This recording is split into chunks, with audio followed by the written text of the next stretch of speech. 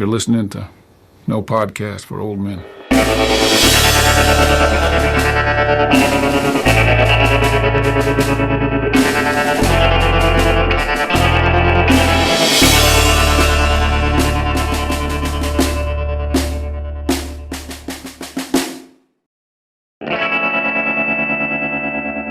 Welcome to another episode of No Podcast for Old Men, the podcast focused on the films of the Coen brothers through the lens of a philosophical analysis. I'm one of your co-hosts. I'm Robert Jones. I'm a philosophy professor in the California State University system, and I am joined by my two colleagues, Professor Peter Fossel and Professor Troy Jollimore. This is our second episode, so that means we are going to discuss Raising Arizona, 1987 Coen brothers film. Peter Fossel, you're in Kentucky. Troy Jollimore, you're in Chico, California. How you guys doing today? Very well, Robert. Thanks for having me. Doing great. Looking forward to talking about this movie. We can set it up with a little summary. Troy, can you, among our many expert areas you're expert in, you are an expert summarizer of I am the summary witness, so I will go ahead. I'm sure a lot of you then, I'm going to assume you've seen Raising Arizona. You fondly recall this incredible film. The central protagonists are petty criminal with a heart of gold, H. Herbert I. High McDonough, played by Nicolas Cage, amazing performance, and his police officer wife Edwina, or Ed, played by Holly Hunter, who fall in love, get married, and long to have a child to complete their family, but it turns out tragically that Ed is infertile. They can't adopt a child either because of High's criminal record, so in despair, they come up with a plan. They decide to kidnap a child. They hear about these quintuplets that were born to furniture tycoon Nathan Arizona and his wife, and decide that as the newspaper article says, and Ed picks up on this, they have more than they can handle. So it's only right that they should simply take one off their hands, who will hardly even be missed, obviously. Of course, the couple's secret is discovered by various unscrupulous friends, former prison associates of High, and so on, who then plot themselves to claim the child for their own selfish ends. Meanwhile, a demon incarnate, the lone biker of the apocalypse, aka Leonard Smalls, materializes and commits to finding the child himself to sell the child on the black market. Hijinks ensue. That might be part of every one of our plot summaries for the Coen Brothers films as we go, but hijinks, in some cases, violent hijinks ensue. In the end, Nathan Jr. is returned to Nathan Sr. and the family, and High and Edwina discover the true meaning of family. Although that's a nice spin on it. I like that. So that's the film in a nutshell. That's Troy. Hey, Peter, do you want to add anything to that summary? Any details? No, but I'd like to jump into the lightning round, maybe, if you want to do that. Our brand new addition to our segments, the lightning round, where we have decided that each of us we get a 60-second lightning round where each of us says what we think the movie is about. Since you mentioned it, Professor Peter Fossel, why don't you throw the first bolt of lightning, Peter? Yeah, okay. So we haven't really discussed these beforehand. So this is a revelation to each of us. We don't know what the other one's going to say. So I think I came up with four sort of quick propositions to say. The first is that it's a film about the law, natural and civil, and the conditions under which it could be broken and should be upheld. Second, it's a film about love. While Blood Simple was about erotic love, its lawlessness and its distortions, this is a film about family love, or what some philosophers and ancient Greek types call storga. We'll see philia in some future films. Third, it's a Reagan-era film, kind of conservative, I think, in its valence about the oppressive, incompetent state, about the limits of redistribution and sharing of different kinds, as well as the centrality of white, nuclear, cis, heteronormative families and their discontents. And fourth, it's another Coen Brothers film about nihilism. While Blood Simple was, about the nihilism of violence, especially violence that flows from eroticism, nihilism here appears in the form of a single, familyless, and childless man, a violent outlaw who lives beyond the polis and rejects both civil and natural law. Boom. Quick summary, because I was manning the timer. Give us the 4 bullet points. Form again quickly. I was Law, love, redistribution, and nihilism. Can I quickly give an addendum just to say this is also the film that through which I developed an enduring crush on Holly Hunter. I used to live near Conyers, and through this film, I really developed a crush on her. And I think it's probably the reason I married a woman from rural Georgia, too. I hope she doesn't mind me saying that. All right. So, Peter, this is a pretty consequential film in your life, then. I think so. I mean, wow. Continues to be. Robert, would you like to throw a bolt of lightning out there? There's so many things when you say, what is this film about? There's so many things it could be about. So, of course, this isn't a definitive list, but it's just some ideas that I had. One is it's a commentary on the myth of the American dream and American exceptionalism. That's the first idea. The second idea is that it's a morality play. It's a confession morality play. It's also a romantic comedy. It's also a cartoon, a Western, a buddy film, a chase film, and all those things. But I think the substance of what I want to talk about today is it's being a critique of the American dream. What do you think, Troy? You want to give us your take on it? I got 2 bullet points, and it'll take 3 words to express them, but then I'll elaborate on them a little bit. 2 bullet points: freedom and family values. So family values, first of all, obviously enough, it's a film about family. Many of the characters here at one point or another appeal to the ideal of the family and to family values in a sense. And many of them, maybe even all of them, are at least somewhat hypocritical in doing so, and in the way that they understand family and the assumptions about family. I think that the Coens here are commenting on a larger hypocrisy in society, and especially perhaps during the 70s and 80s, having to do with the lip service paid to the importance of the family and of family values, which of course is one of the things that helped Reagan, become president and ride to power in the early 1980s, well, late 70s, more or less. As for freedom, and then obviously that's pretty closely connected, the film begins with Hai in prison and ends with a version of Hai who is free in some sense, and indeed so free that he's nearly adrift, disconnected from almost everything. His child is gone. He might be leaving his wife, or she might be leaving him.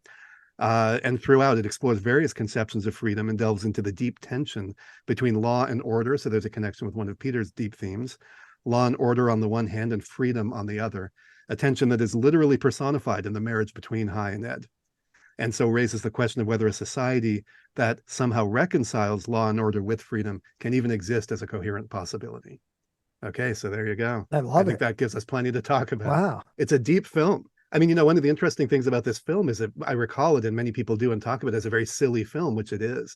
But as with the Coen, as with the Big Lebowski, as with so many of their silly, very funny films, you start to scratch the surface. And philosophically speaking, there's so much going on. It's so interesting. Can I ask about genre? And Robert, you kind of mentioned genre in your lightning round entry. You mentioned several genres. We've noted already that the Coen brothers do this, and they start doing it even more around this time, right? They really ramp it up. Like Blood Simple definitely draws on a number of genres, but in a more subdued, constrained way. Whereas I think Raising Arizona, I mean, first of all, just what a big step forward this is for the Coen brothers in a sense. Blood Simple, you can see the Coen stuff in it, but Raising Arizona in some ways is the first film that, to me, that feels like a full-fledged Coen film, where they're just going for it. And, one of the things, and Robert, you and I have talked about this a little already, I think, is that the Coens write such great dialogue, and they're so interested in how their characters speak. And in Blood Simple, you have one character who really has very interesting dialogue, which is the detective. But here we start with the regular Coen brothers things, where most of the characters have really interesting dialogue, and dialogue that's very particular to their character, how they speak, how they think, how they see the world, right?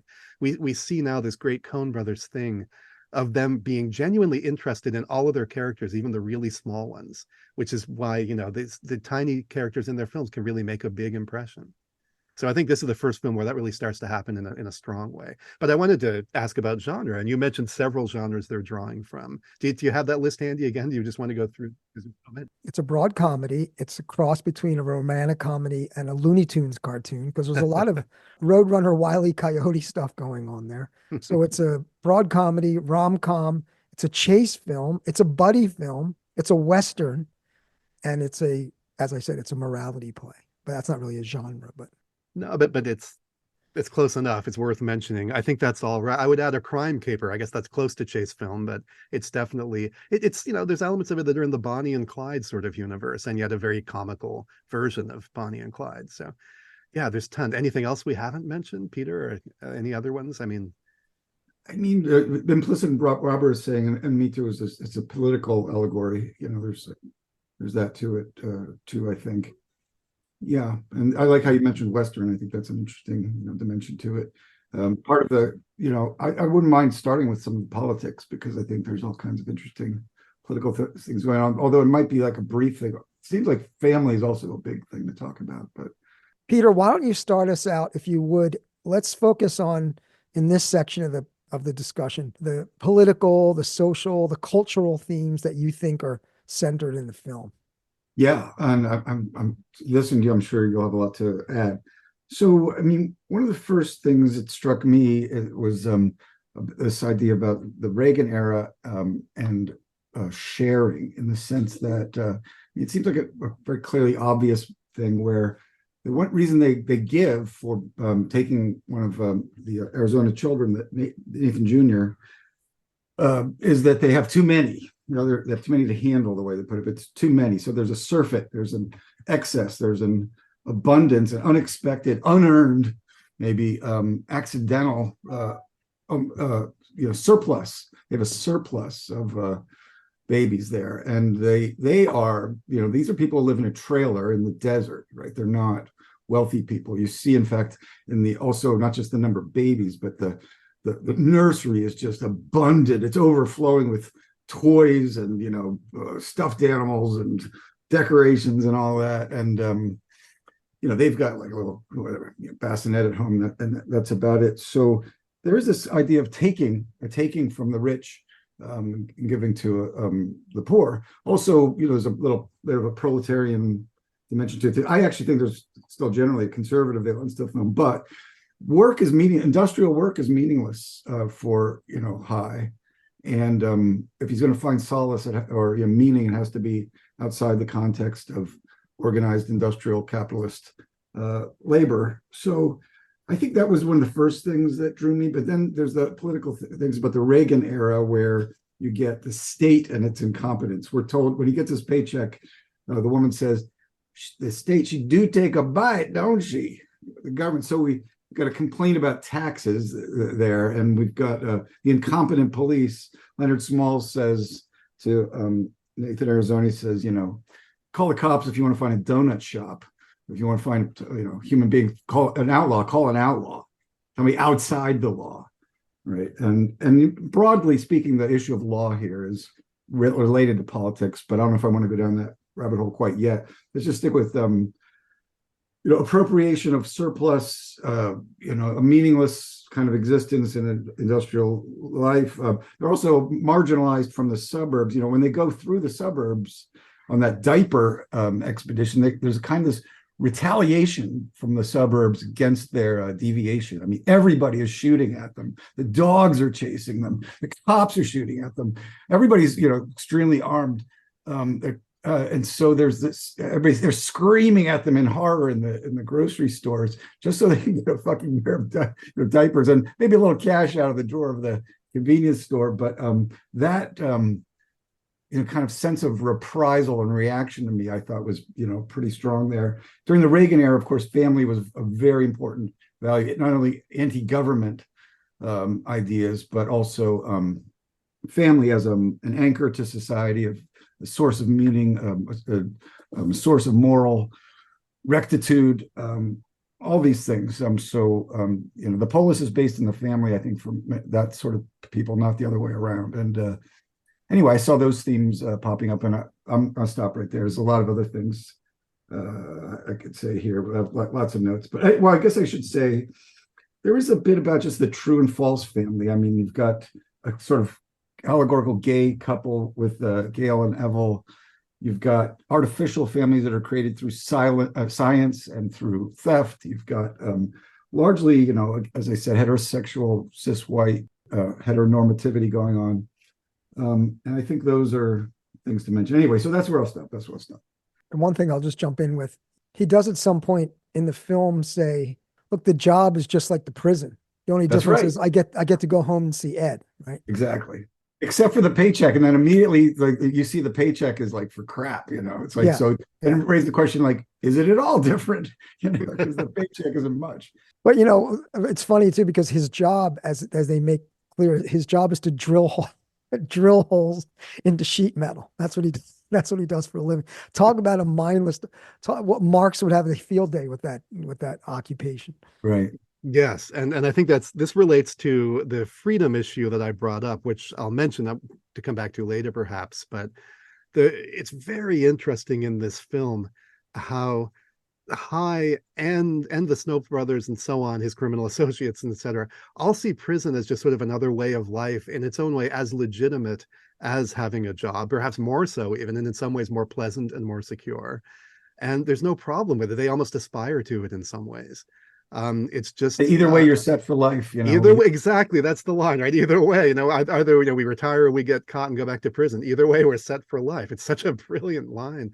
But you see that even the opening scenes with High reoffending and keeping going, bouncing between prison and out of prison, they're both sort of the same to him in a way. And one of the things that happens, as he gets out and forms the family, is that he's so uncomfortable with the roles of fatherhood and marriage and so on, that he begins to feel like he's in another kind of prison, and his job feels like another kind of prison. So I think there's some very interesting reflections going on what it is to be free and what a prison is, and whether being doing the straight and narrow legitimate life as we think of it is really any more free fundamentally. Well, I mean, I want to push back slightly on that. I mean, I agree with that.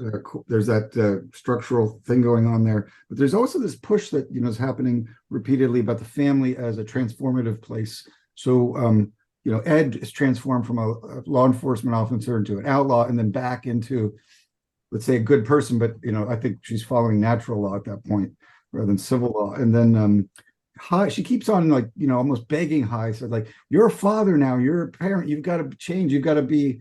But Gail and Neville say, like, you're not being true to your nature, right? So there's this question about how transformative the family really can be, but it has been understood to be, in the old ideals of, Republican motherhood and all that, as a place of moral, growth and centering, if you will, and I think that's raised as a question, but it's not entirely dismissed, especially with, like, the end is equivocal in that way too, or ambiguous, I should say. It's a dream that he's having of this happy family in the future. So it's reality is called into question. And yet, I don't know about you, but I felt like the emotional valence there, it's a comedy. And so there is this kind of hopeful, pleasant, we all expect them to stay together kind of thing, but not without any doubt. There's still some doubt, indeed. I agree. And in fact, I think I feel more doubt than you. And I think the doubt is important. I think the Coen brothers do something. We're sort of skipping ahead in a way here, but I want to mention that the Coen brothers do something very clever at the end of this film, which is they make it feel like a comedy without making it into a comedy. That is, they get the feeling of the happy ending. The restoration of justice, the restoration of the family with Nathan Jr. being returned to his, correct family or whatever and all that. And that part at least is real. That's the one sort of actual thing that happens that makes us feel good. And yet even that is also tinged with injustice because, again, it's an unjust situation to begin with. The people with only one child have to give it up to the people who have many children. So even that part is not, a complete happy ending. And then everything else that happens at the end, which leaves us with that good feeling, is all part of High's dream. We have no idea if they're going to stay together, let alone if they're going to go on and have kids. We don't know if Nathan Jr. is going to flourish. We don't know if the Snopes are going to go back to prison or whatever, right? All that is something he dreams. We don't know, but the dream was sort of prophetic before. No. This is not a prophet. This is not a reliable prophet. I think we're fools if we think that this dream gives us any knowledge of what will happen. It's a fantasy. Okay. It gives us the feeling of a comedy, but it's not actually a comedy. I think it's a much more Manichaean kind of universe. Yeah, I guess our disagreements about like how much is that the not in your sentence that's not a comedy. Right. I see it as a possibly not a comedy. Maybe you're seeing it like it's definitely not a comedy. But yeah, I see where we're at there with that. It's good. Yeah, interesting. Oh, maybe can I say one more conservative thing about that is, they're never presented with a collective to turn to from their alienation, and so there's no unions, there's no organized political action. They're on their own. It's like the beginning of Blood Simple. The Coens do seem to have some, I don't know if it's antipathy or they just don't see there's any real possibility of collective action and finding meaning in anything beyond, I don't know, if there's meaning to be found at all, right? Peter, I so strongly disagree. I have to say, I think that the very absence of these things from these two movies is the Coens making it clear how much we need them. I think, they don't endorse the universe who's of Blood fantasy Simple. now? Who's got the fantasy now? No, both of these films are about rampantly individualistic societies in which everyone is armed, everything is a commodity, even babies are treated as commodities, and they're showing us how awful it can be. So, well, not entirely as commodities, right? I mean, Ed does return. She says, we don't want the money at the end. In the end, that's right. Hi and Ed become essentially good people. Yeah, so that's right. Yeah, there's not a total absence of good, but there is almost a total absence of collectives, as you say. And I think, this is what happens when we don't have them. Philosophers and political scientists make this distinction between negative freedom or negative liberty and positive liberty. And I was thinking about the notion of freedom. Traditionally, negative freedom or negative liberty is this idea where you're free as long as there's an absence of like obstacles that are external to individuals. And this is the kind of freedom that most people, I think, in the United States, it's a very American sense of freedom where I'm free as long as if you leave me alone, I'm free. But of course, there's this other notion of freedom, and people like Rousseau have talking about this kind of like societal or governmental collective that has a positive obligation to ensure, that there are like societal social structures that ensure that these obstacles don't get in the way, like, for example, class and race and, racism and classism. And so I think what the Coens are saying is when you take this notion of negative freedom and that's all you focus on, and these are the kinds of outcomes you get. In Blood Simple, there's no law. People they're on their own.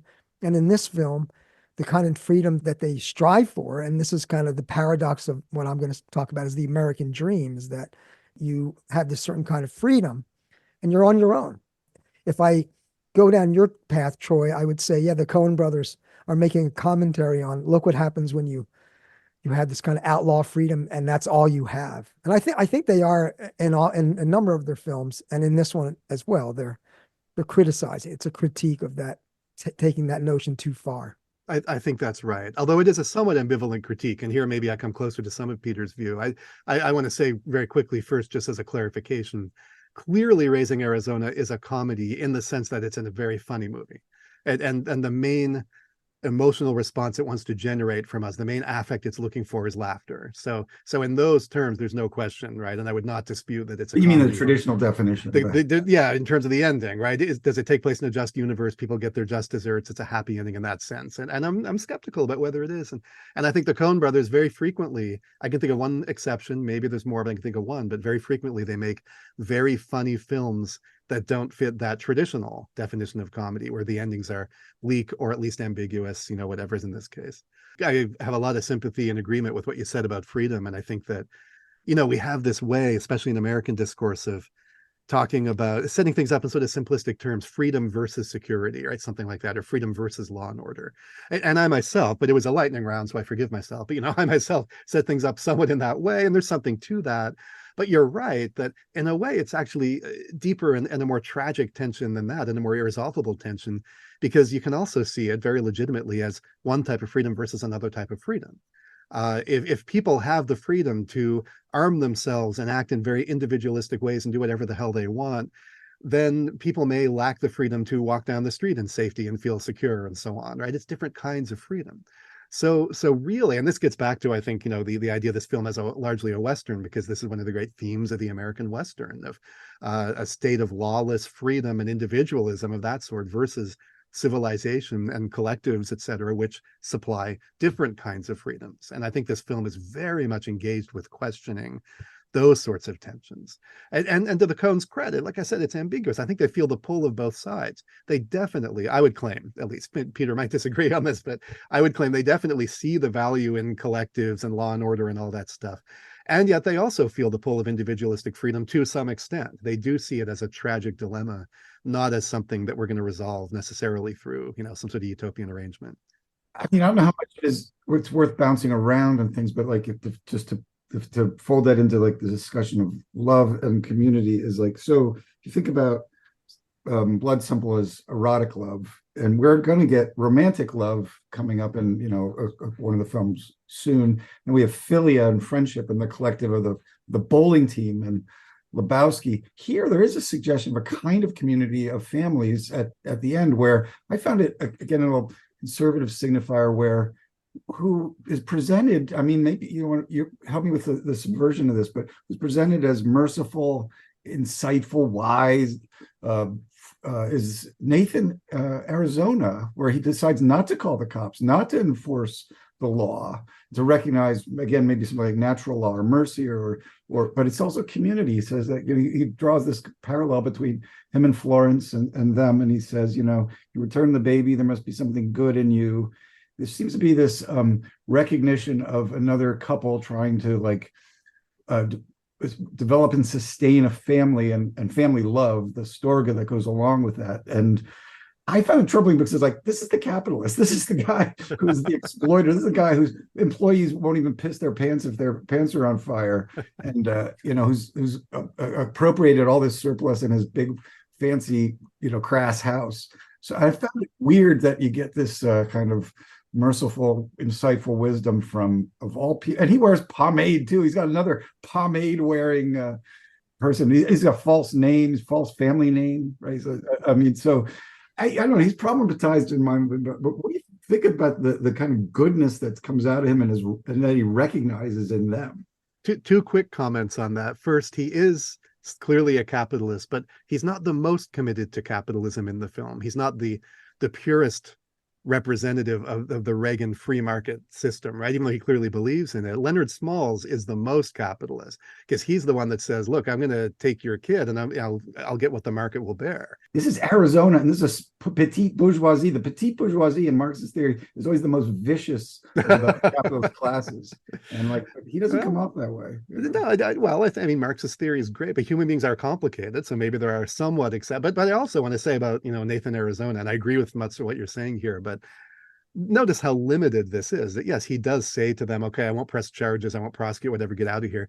This rich guy does not say to these poor people who have no child and nothing, I'm going to help you out. You're 25,000. Right. He doesn't even give them the 25,000. He's quick to jump on that. He gives them nothing. He says, get the hell out of here and good luck with that, right? Wait around and maybe medical technology will fix your problem. So he's not really that great a guy. I mean, I don't want to, you're right. He shows some mercy and there is a surprising sort of, we don't expect him to be even that good, but I also don't want to exaggerate how good he is. Well, he's willing to give them some credit to the furniture store because he gets a tax advantage. I know, right? Right. Yes. I love, by the way, how his wife has that Mormon fundamentalist hair. That was really great. Oh man, that hair is amazing. Is that great? We should have a whole podcast episode later on devoted to hair in the various films. If we're going to talk hair, we got to talk about Frances McDormand's wig. Oh my Lord. That's that was great too. The wig. You go just quickly to put a bow on this topic of freedom and thinking about the context again, talking about Reagan. Remember, Reagan is the guy who said government is the problem, right? This idea that freedom is free from government and government is the bad guy. And as you mentioned about the paycheck, right? That the taxes are bad, right? So that's echoed. I'm taking it as the Coen brothers are giving us a wink that they know that that's bullshit. I found it significant that that Ed resigns from the law and in order to form this new kind of formation, the family, and everybody's moving outside the law into this outlaw realm and living in that. And I don't, maybe you could say more about that, but I thought there is this disappointment with the law. Although she dons her uniform when she goes to the ultimate confrontation with Smalls. Yeah, it's a good point. It's a good point. Yeah. And I'm not sure that she leaves the law because out of a disappointment with the law. I feel more that she leaves it at making the very intentional choice to do something that deep down she knows is wrong, even though she's willing to provide a kind of a justification for it. But it's a bullshit justification, right? In her own mind, even she says so later on, they have more than they need. They have more than they can handle. I mean, look, there's something right about that. Again, right? Exactly. That's the question. Yeah. Is that wrong? I mean, it's a proletarian appropriation, and there's a kind of natural justice to I'm it. going to go out on on a limb here, Peter, and say that kidnapping someone else's baby is wrong. I think it is. In terms of the civil law, definitely. Right. Yeah. It is returned at the end. You're right. It's returned at the end. Yeah, and you are right. I do agree that, I would say it's wrong and we're supposed to see it as wrong. And I'm happy with that. But I do completely agree. I was looking at it allegorically, sort of, Yeah. Right. There is a deep injustice here. And I think this is the wrong way of going about rectifying that injustice, to just steal someone else's kid. But I do think there's a deep injustice here, and that's part of the reason why at the end we're willing to accept them again as good people, even after what they've done, because we realize that they are the victims of a truly profound and tragic injustice. And him, with his convictions, so they could adopt normally, right? So, but they're denied it by the state, basically. It won't allow them to go forward with adoption. Yeah, what contrast I'd like to draw with that, and this bears on both family and freedom, is that so Leonard Smalls, to me, is like a nihilistic, character. He has the tattoo. It says "Mama didn't love me," and he's also, someone who's chasing a child. He's trying to get a child in some way, and he has little baby booties there, whatever the hell that's about. I have an idea of what they're about. Yeah, the booties. Yeah, we'll come back to those. Yeah, he's single. He doesn't have a partner. Doesn't have a kid. At least not, now. Maybe he did, but he's the contrast, he's abandoned both civil and natural law, whereas Ed and High have abandoned civil law, but maybe not natural law. And so that's why they're not nihilists, even though they're both outlaws in terms of the civil law. Only Smalls, if that is his real name. I wouldn't go in and give my real name to freaking Nathan myself. I don't know. His friends call him Lenny. That's right. Although that's right. His friends. Although he doesn't have any friends. Anyway, that's what I think. So the one couple has, they've broken the civil, but not the natural. Smalls has broken both. That's nice. Yeah. Anyway, so what's your explanation for the booties? Or tell us, Robert, tell us about Leonard Smalls. We discover in the film that he was sold by his mother. He was a child on the black market. Mm-hmm. I have a feeling those are his childhood shoes that he carries around with him to remind him. Yeah. He's a sentimentalist at heart, at least about himself and his own fate. Oh, nice. Yeah, nice. I think so. I thought it might be a trophy of another kid that he does. That's a much darker reading. It hadn't even occurred to me. Peter, you have a black heart down there. Maybe that's why we all like each other, right? Maybe that is. No, I agree. I agree with Robert, or at least that's how I was reading it. And Peter, you're right that Leonard Smalls has abandoned civil law, but the world has abandoned him. He was literally abandoned as a child. So, he represents, so at the end, in the dream again, we get, the possible positive future for Nathan, Arizona. Leonard Smalls is like the negative possibility. If he had been abandoned and not rescued, etc., he could have turned out like that.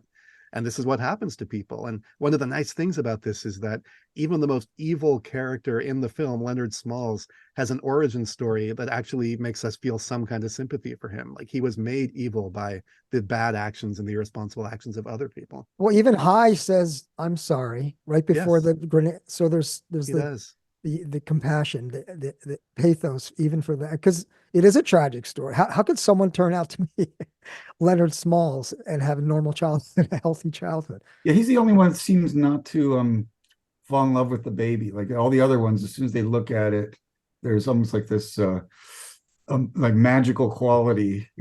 People look at the baby and it's an angel to them.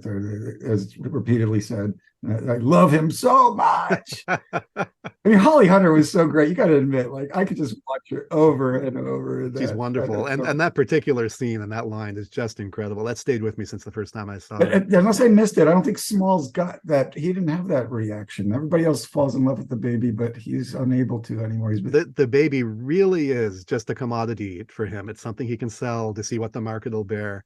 And the Snopes come close to that, right? They also see it as a source of income. They're going to steal it because they talk about the kidnappers having a lot of ambition before they realize that High was the kidnapper. Then Evel, I think is the more compassionate, right? And yes. Although even Gail kind of anticipates Walter a little bit. No. Yeah, they both do kind of love the baby. They don't know how to express it or how to take care of it at all, but they do too. You're right. But look, the Snopes are babies themselves, right? I mean, we see them sort of being born at the beginning, coming out, yeah, and at the end in the dream they return to the womb. And what's High's comment about his dream? They weren't ready to come out into the world yet, right? They're like premature babies themselves. I mean, this is a wonderful sort of thing that they do with this. It's great. It's such an odd visual because instead of just turning themselves over, they climb back into the womb. That's they go back to say they tunneled out and now they're going to return to prison by tunneling back in. Like nobody's even going to notice they were gone. I love that idea. Did you want to throw something out there, Troy, that you had on your list on this topic with regard to cultural, political, social themes?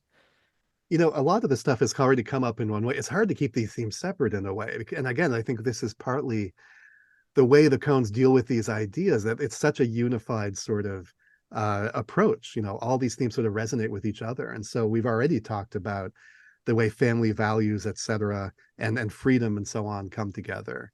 But I mean, I do read this very much. Reagan is explicitly mentioned, not by name, if I recall, but he is invoked at the beginning. He is in the beginning. Yeah. In the beginning, they do say Reagan. Some bitch Reagan in the White House. Maybe his advisors are missed because they say. Yeah, then they mentions the advisors, right? Like letting Reagan off the hook. I love that little bit. That's how compassionate a person High is, right? He doesn't even want to blame Reagan. He can't even bring himself to blame that guy.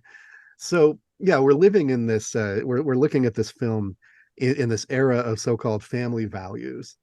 And I think that the Coens through this are calling bullshit on society at the time, saying, look, no society that truly believed in family values, truly believed in what was good for children, and having a country where children could be happy and flourish and be safe and so on, would elect somebody like Reagan. That's insane. What an incredible piece of hypocrisy that is. And they're showing this and enacting it and embodying it. You know, they're dramatizing it by giving us all these characters who love children and are totally sentimental about children, about the idea of the family in all these ways, and yet make all these terrible choices and show that they don't believe in the sanctity or the importance of the family at all. They certainly don't believe in children, even if they think they do.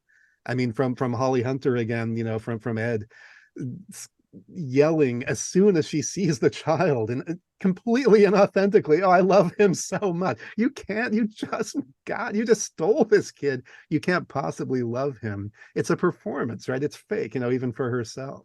I mean, it is and it isn't, right? I mean, it's something she's really wanted. And it's, I mean, Dot is the same way, right? She has that same, you know, faux reaction, which really does come off as phony. And you can see they don't care for their kids. She just wants somebody to cut.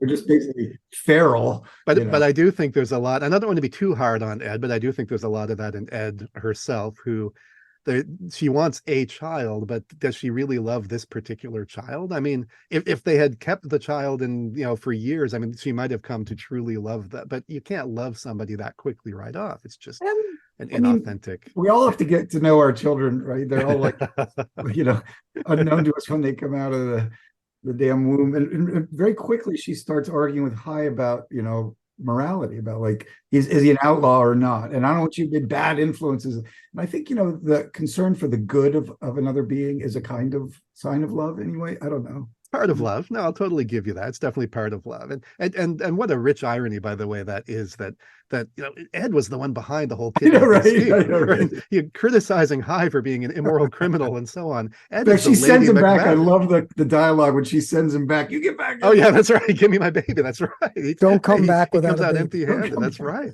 I mean, she's the Lady Macbeth here. She's behind. She's pulling the string. And to her credit, and again, this is one of the reasons we're able to forgive her later on, she does admit it, right? She does take responsibility at the end, which is a nice kind of moment. Yeah, I really like that. Yeah. But so and it raises the question, like, you know, because part of the question is like, do they want to stay together? But remember, the account that High gives about that is that they're unable to maintain a moral community at the same time. It's too selfish and too unrealistic, I think, are the two things that he says, and that I guess she implicitly affirms. But those can be read as, you know, like qualities of maturity, but also, you know, understanding the role that virtue has to play as a necessary condition for a healthy family kind of thing. You know, it is very interesting, and of course, I'm naturally inclined to see their marriage as having a deep tension. Because again, you know, Ed is a representative of law and order, and he's a criminal. And initially, especially in the early parts of the film, I think that's how we read it, and it's set up that way. There's just something inherently funny about the idea of this officer of the law continually photographing this guy, right, who's a criminal, and being charmed by him and eventually falling for him. And yet, of course, as the film proceeds, it becomes more complex because we realize that she's not fully committed to the law and she ends up leaving it. She's a much more morally ambiguous character. At the same time, he has a lot of good in him. He's not just the sort of criminal that we could say in ways of writing him off or whatever. He's by character, not a moral criminal. Our last podcast, we talked about the camera. Of course, like there's the meta thing because it's a film, but about its deception and its lie. So, I mean, the initial camera is she's taking pictures of him, which define him as a criminal. And there's got all the, you hold up the little sign, you got the height thing behind you, you know, and, the profile pic and all this, you know, the mugshot. But we all know too that he's not, you know, that there's something essentially good in him. So there's something deceptive about that. But then also, then he takes a picture of them together as this newly found family, which, you know, as you've said to me before, is like, it doesn't really come off well. You know, it's trying, it's aspirational, but he does not look happy. This No. is not the freedom he longed for. He doesn't feel free at all. And of course, in that moment, Ed is lecturing him essentially and reminding him of all of his responsibilities and so on. And you can see in his face, right? He's realizing, oh my God, in some ways I was better off in prison. I was more free there. I remember in prison, the therapist was also goading him, saying like, you know, how I remember men of your age are settling down, having children, you know, moving. What do you think about that you're not that, you know? And it's interesting that moment of him taking the picture of them using the timer, because there's a sense in which the role of Ed is now passed to High. She was the photographer, now he is. They're sort of trading and exchanging these responsibilities as they're kind of forming this family and figuring it out. But it's one more responsibility that's falling on him. And Did you feel like, just on an audio level, that, you know, because it has the beep, beep, beep, beep, beep, beep that accelerates, it sounded like a bomb about to go off. You know, it's like, you know, you get those time bombs. Like, well, if you listen in the background, there are thunder clouds. oh, yes, right. If you listen to the Nice. audio as the camera focuses on the camera, as the camera zooms in, there's this, you know, in the distance you hear thunder. So well, also let's recall later on during the bank robbery, the teller puts that ink bomb in the bag that also beeps, and I believe it beeps more rapidly as it's about to blow up. See, same thing. Yeah, you know, I like how you also bring that. It's like this aspirational performance. I was struck in that scene where they're before they decide, I think, to take the baby. You know, they're really trying to perform, or I mean, enact the performance of family. So she's knitting. She's sitting in the chair knitting, and he's watering dirt. Basically, I mean, there are a few plants there, but he's, you know, the hose is kind of a phallic fertilizing kind of, you know, symbol, but it's dirt. He's watering, and she's barren, right? So he's like literally watering the barren sand. I had not noticed. That is so good, Peter. I love it. that's great. And of course, he on the infertility symbolism, he always uses guns that don't fire or don't ammo, right? Yeah, that's right. Yes. Except at the end, except when he goes to pursue and get the baby back, then he's got bullets in his gun. He does fire one shot. Father, doesn't he? He does achieve that performance anyway, or role. Yeah. Although, and he does shoot the Dark Rider right in the hand, if I remember, but of course he doesn't kill him. The Dark Rider's killed by his own grenade. It's an accidental kind of thing, but you know, through his, he's hoist by his own petard. I mean, there's a kind of a justice here, you know, that though again, if we feel bad for him because of his origin story, even that is complicated. But one of the things I found interesting is that in the first 10 minutes of the movie, you get this miniature, like, rom-com story. It's like, so by the time the titles roll, it's an amazingly long entrance, isn't it? Yeah, it's 10 or 11 minutes, and you get a whole story right there. The whole the whirlwind, how he wooed her, and she gets jilted by the fiance, who you get that whole story. So what I think is interesting is there's sort of like a little bow at that when the titles come up. Now we have a new story in a sense that starts. So you have this miniature little rom-com, and then you get the full story.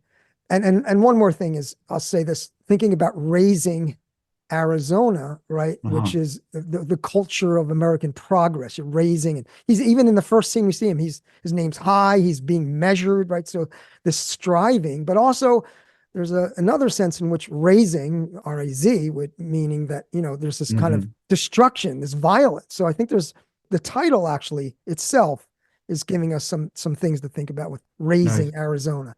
Yeah. But what I wanted to say was thinking about the idea of the American dream and this kind of mythology of social mobility, right? And this kind of it's in the West, so we have this sense of like manifest destiny and this opportunity. And what I was thinking about is going back not only to the notion of freedom, but I was thinking about the notion of equality. And I started in thinking about some philosophical or political themes, thinking about Thomas Hobbes, right? And so Hobbes and his notion of equality, right, is that, look, we're basically the weakest and the strongest. They're not that much. We're pretty much equal. We have the equal capacity to kill each other. Vulnerability. Right? Right. So in the state of nature, in this Hobbesian world, it's a world of scarcity, right?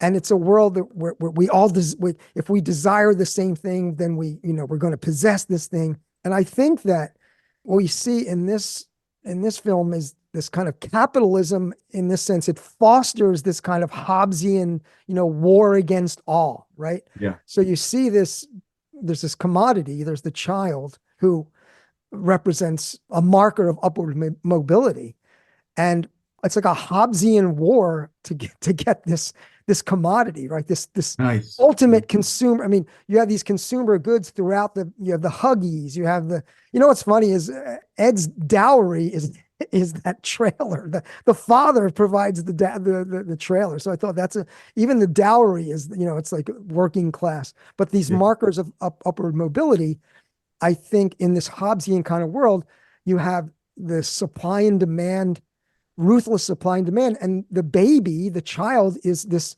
it's another, as you mentioned, it's a consumer product, but it confers this kind of value.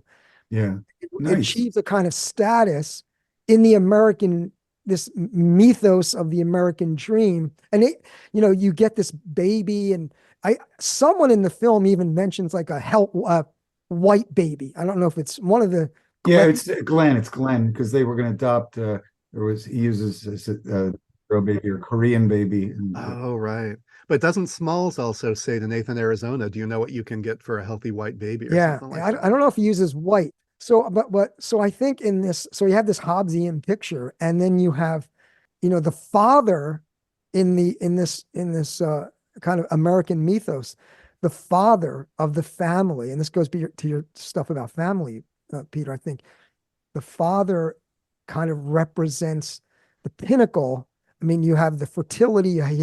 Nathan, Arizona has all these children. He's kind of reached the pinnacle of this mythological, American myth, this dream. He owns his own business. He's married. He has a big house. He has a lot of kids. Yeah, and part of what I think is going on is that everyone is trying to gain access to this dream, and the American dream, at least in this context, is the child, right? Everyone, if you could get the child, you've achieved this kind of highest commodity, this marker of social mobility, right? So yeah, I like that. At one point, I think it's High says, "Oh yeah, all the kids are great, all the babies," and he goes, "Well, this is the best one." Right. This is we got the best one. We got the best one. So I think that this chase for control of Nathan Jr., they're all doing it, right? Even Dot and Glenn want him, the Snopes or the Snotes, depending on who you talk to. They're trying to enhance their position within the society in this kind of Hobbesian American mythos, which I think I think that this is part of what I think the Coens are commenting on, is the sort of bankruptcy of following this to its logical conclusion of fetishizing and valorizing this kind of American myth. And, it seems like the Coens love the American myth. It's throughout many of their films. And I think they have a love-hate relationship with it. But I do see when I watch this film, it did resonate with me that this was, I found that kind of critique of this mythology and, the working class, that you can have this kind of, all you got to do is work hard. And So I kind of see it as like a Hobbesian. Even if you have to steal a little bit here, a little law breaking here and there, just to sing more of the Hobbes song. I mean, I'd add to that, it's like two things. One is it's zero sum. Like nobody can, there's no sharing of the baby. And also, by the way, we haven't talked about like Glenn's offer to share wives. There's no sharing of wives, there's no sharing of children, there's no sharing of resources. Generally, it's just, kill or be killed, or mine or thine, and that's all it is. But the other thing about Hobbes is like there is a kind of the moment of community where people get together and form a social contract and set up an authority over them that'll protect their interest. That doesn't happen in the Coen Brothers movie. I mean, it's like you're still in the war of all against all, especially like in Blood Simple, but the sovereign never, comes in. The best appeal you get is to something like, I think, like an anarchist view of natural law, natural justice, and something like that. But whether that authenticity may be a little bit in there too, but it's zero sum, and there's no sovereign to rectify the injustice of it all. And, one last thing about the myth of the American dream. When it's of course it's meant to be ironic, and we're supposed to laugh when High says, those were the salad days, and they're sitting in the middle of the desert in a trailer. But there's a sense in which those were the salad days. They had their health, they had each other. I mean, in the notion of the myth of the American capitalism, this kind of system, right? We look at them and laugh that, well, that's the salad days. And I think that reflects our own beliefs about how could that possibly be the salad days living in a desert in a trailer.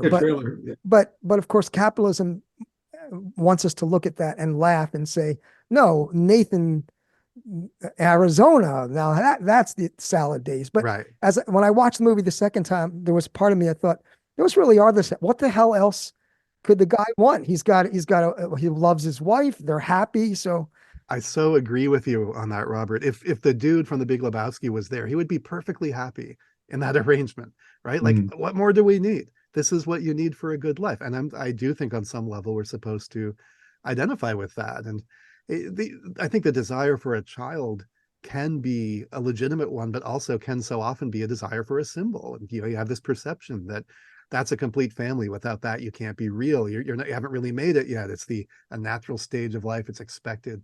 Like you said, it's like having the big house and having the nice car or whatever it is that we think we need to show that we've made it.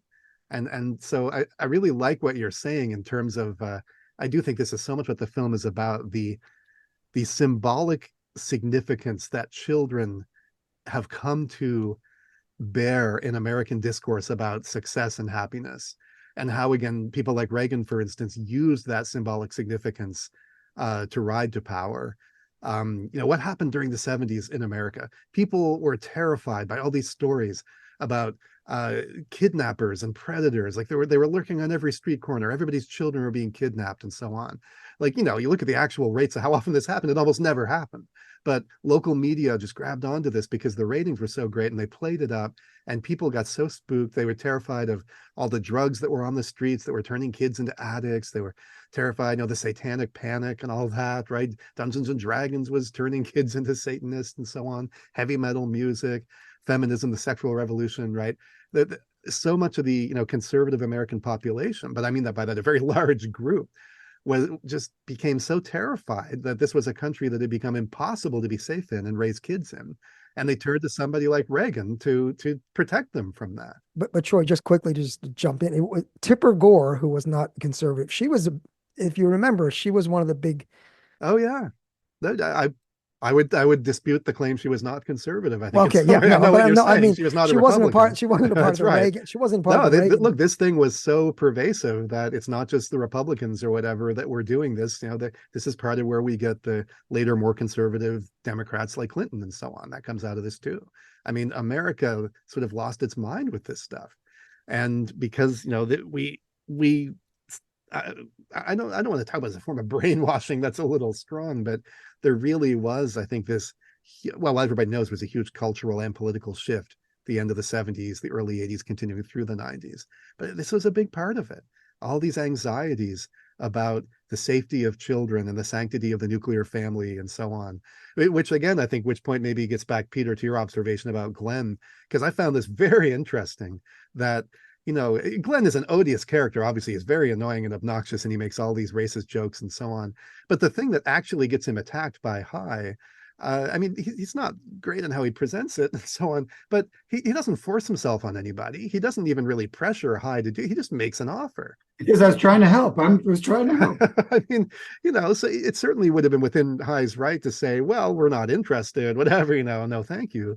But he becomes so outraged at this perceived assault on the sanctity of the nuclear family that he becomes physically violent and attacks him. He really loses his shit in that moment. Whereas today, I think, you know, with the normalization of open relationships, you know, he would come off less sympathetically. I wanted to say, you know, compliment what you're all saying too, but I mean, they did have some happiness out there in the desert, and it was through natural beauty. Remember, they're sitting there watching the sunset. Now that's sentimental and hackneyed and all that. And yet, you know, it's something everybody has. It can be shared by all. It doesn't have to be something you fight over. And of course, childbearing is natural, but they're trying to like force a kind of, you know, acquisition of children with chemicals in terms of the Arizonans, through theft. Yeah, they're not accepting their natural condition, which is maybe to be sterile. They could just say, we have each other, we have the sunsets.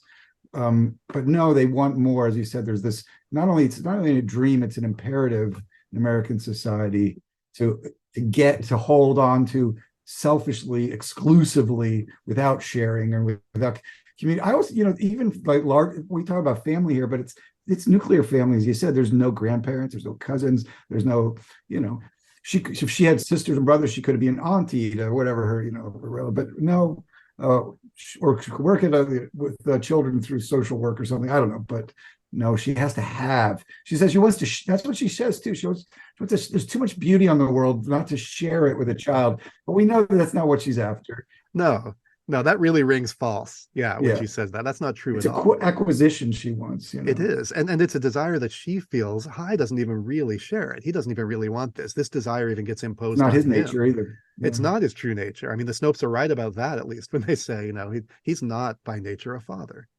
You get problematic things about nature too in the film, in the sense that, you know, there is that today what we understood as, I think, you know, transphobic bit with the African-American guy in prison, and there's suggestion, you know, what do you mean not being comfortable in your body kind of thing, and it's maybe, you know, it's funny because it's somehow seen as anti-natural. By the way, we only ever see, isn't it true, we only see African-Americans in prison, and they're poor, and I think maybe there's a commentary on that.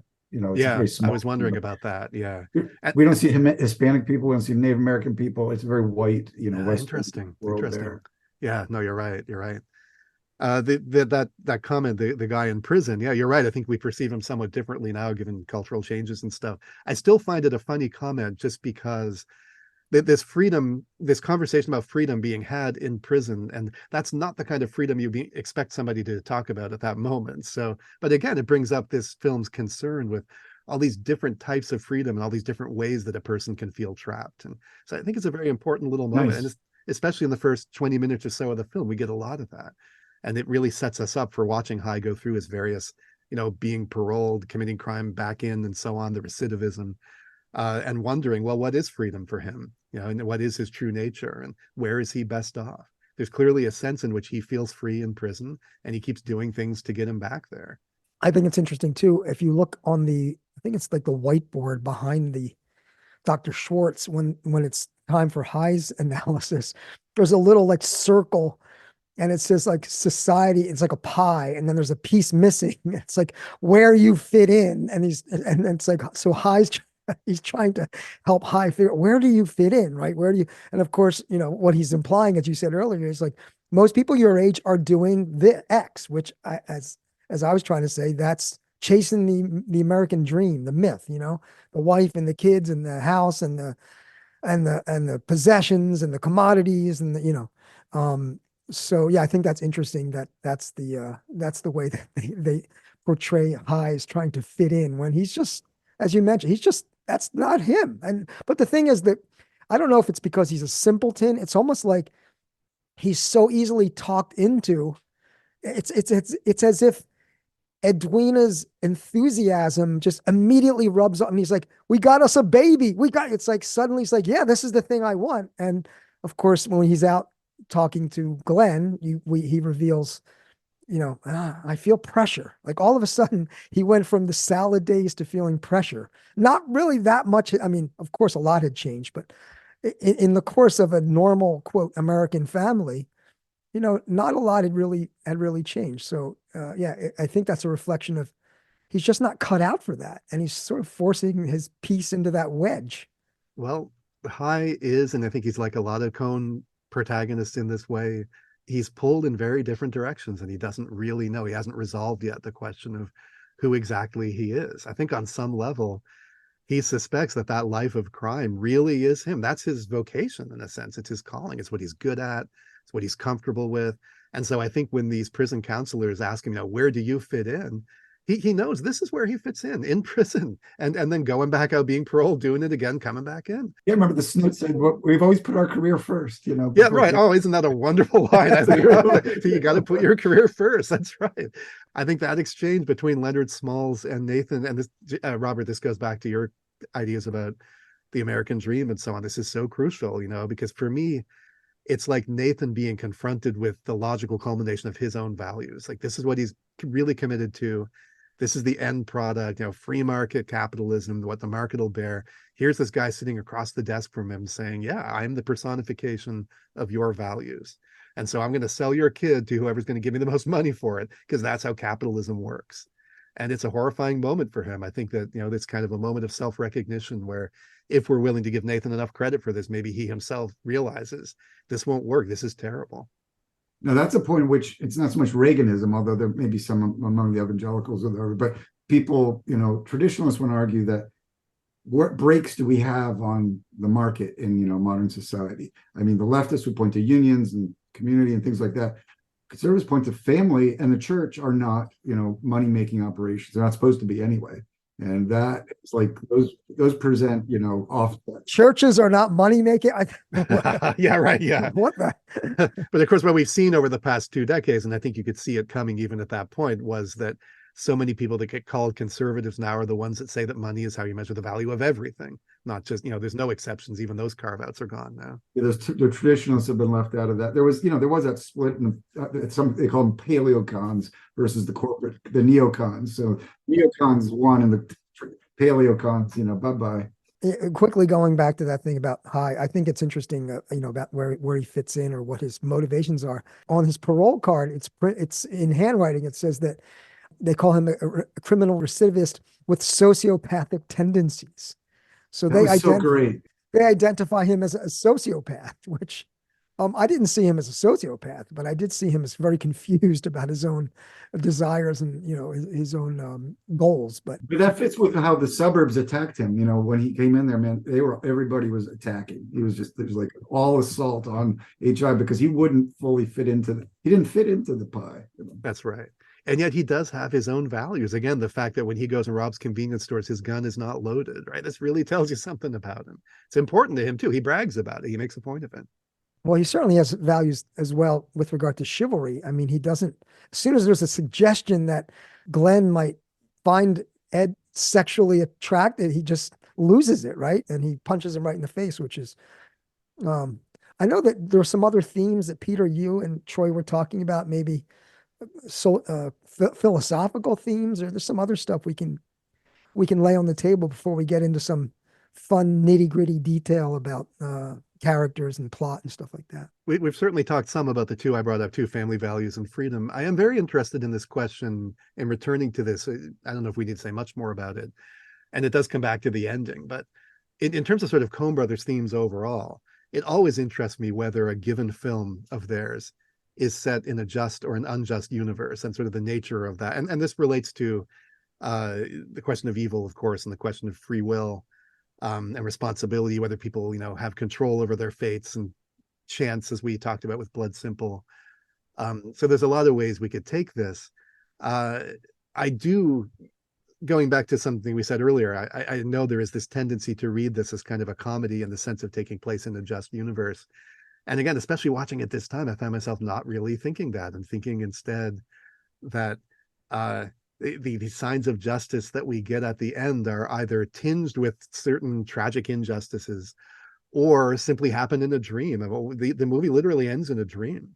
I mean, maybe that's worth mentioning too, in the sense that in terms of other Coen brothers, we're going to see in films upcoming, and there's already a dream sequence in Blood Simple, right? We're going to see a lot of dream sequences in upcoming films. I'm thinking especially of Barton Fink, where throughout almost the entire film, perhaps the entire film, there's real questions about what's real and what's only dreamed or what's imagined or what's inside the character's mind. We get some of that here, right? Both in the sense of High's dreams, which do seem to be prophetic or are suggested as such, although, again, my tendency is to read the second one as quite misleading that way. And also in terms of Leonard Smalls again, because High first, I believe, dreams of Leonard Smalls. He wonders whether he's real. He says he has invoked him himself. And then, of course, when he shows up, and Ed is there as well. Do you see him too? Do you see him too, right? He's wondering, is this my hallucination or is he out there in the real world? So there's this interesting thing going on with Leonard Smalls, first of all, in terms of this broader theme of dream and reality or reality versus fantasy or whatever. And then also just in terms of the dreams in Lebowski, right? Too, right? Yeah, absolutely. I mean, there was originally a dream in Fargo, at least in the script, but they cut it out or they didn't film it. But it's yeah. So we can talk about that when we get there. But there's lots of dreams throughout a lot of their films. They're very interested in this, and I think partly it's because, again, as philosophical filmmakers, the reality versus appearance distinction, and the whole Plato realm of the real versus the appearances, etc. That's really deep in the stuff they're doing.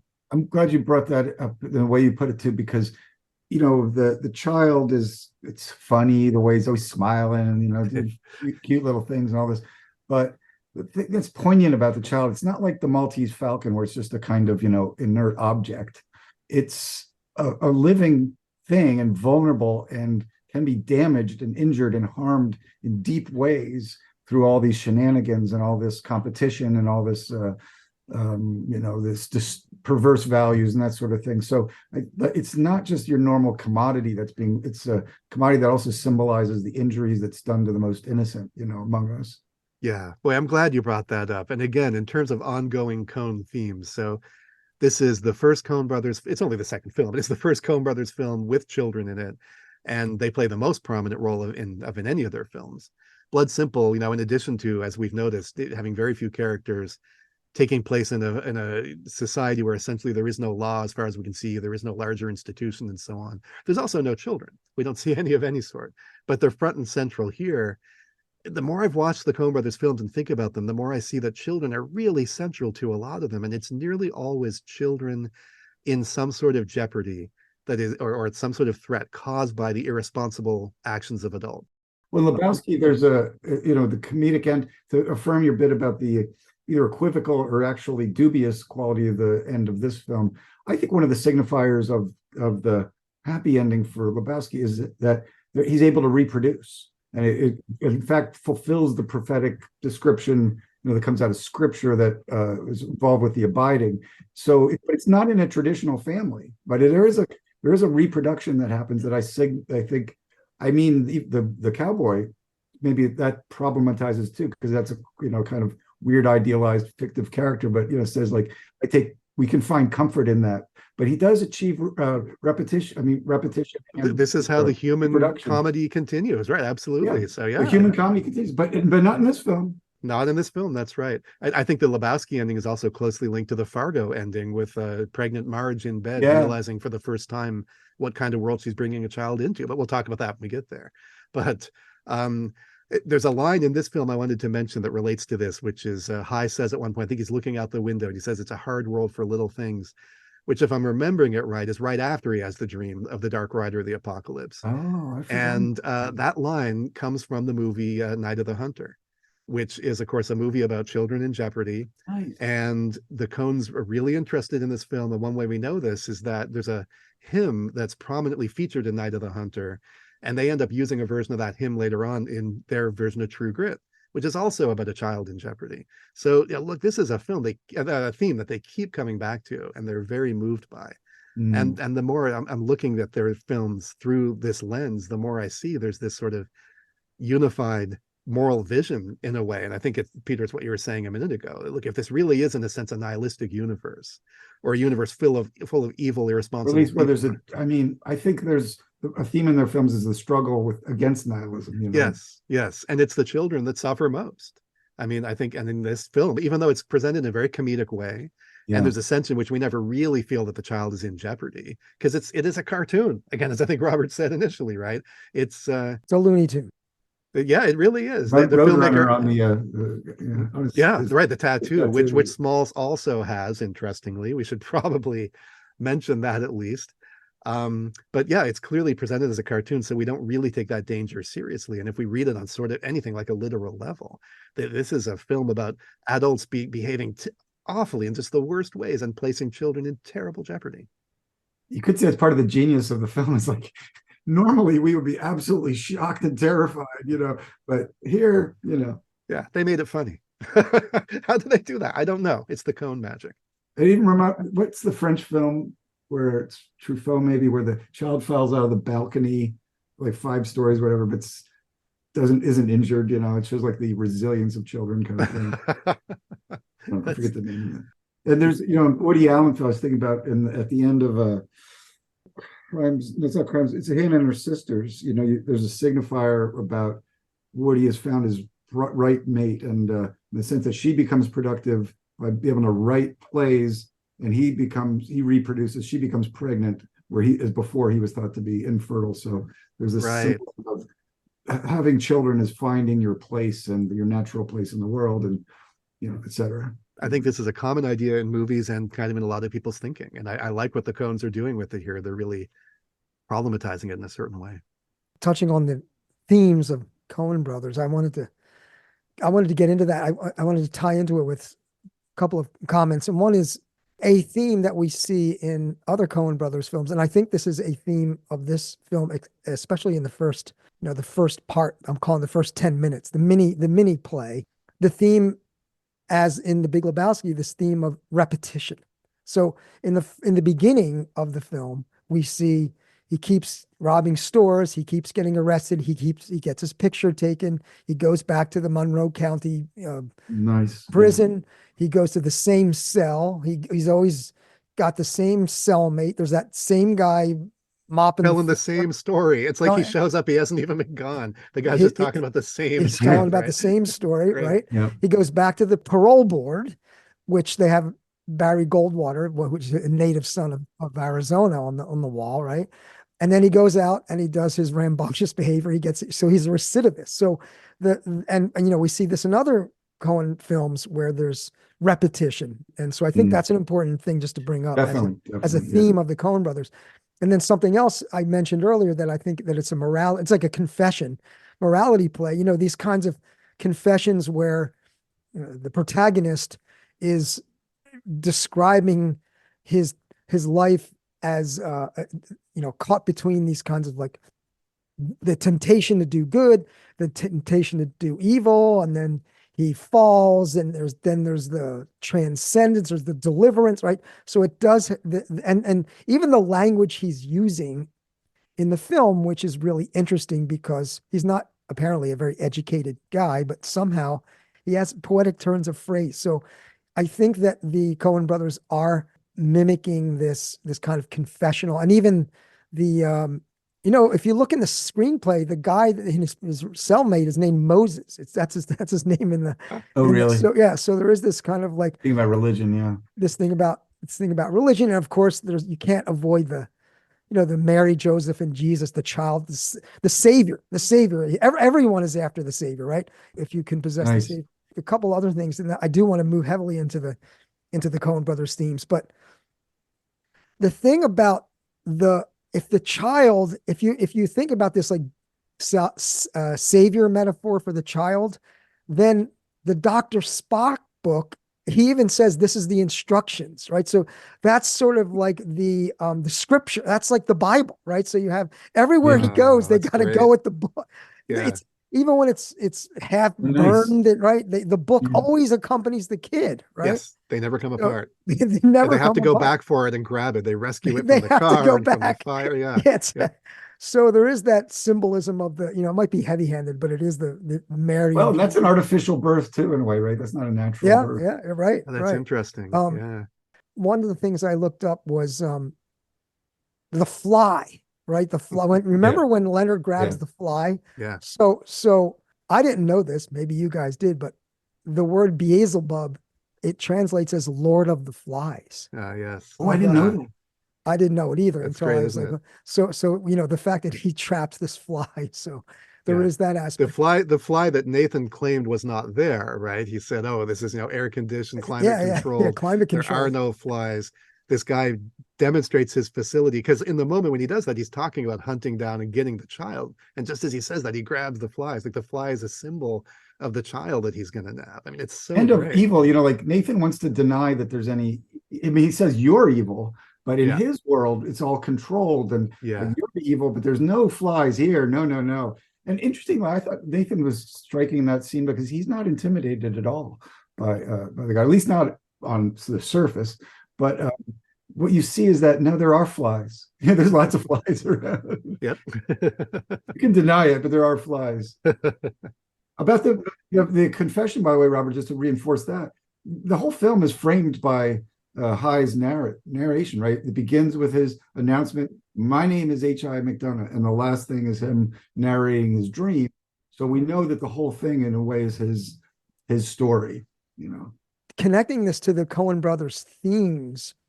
So here's a couple themes. One is that you have these sort of quote regular people who are put in these circumstances where things get out of control, and they're just trying to keep their heads above water.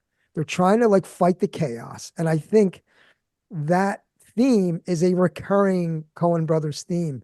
Take your regular person, you take a woman who wants to get, plastic surgery, and the next thing she's she's in the focus of an international Take a espionage. guy who just wants his rug back. He wants his And rug what back. happens? Yeah. Take a guy who finds a bag of money, right? And Yeah. so that theme, these are and they're and for the most part, they're decent people and they're regular people. So we see that theme here.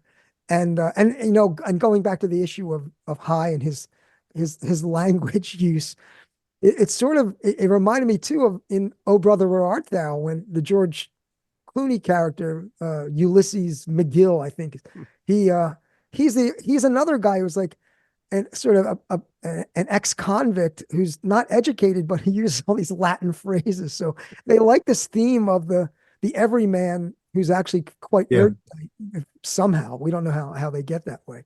And a Yes. couple other things I want to throw out there and have you guys talk about is the voiceovers, and anyone who's looked even a little bit at, filmmaking, there's this kind of cardinal rule like against using voiceovers. But the Coens, this is their second film.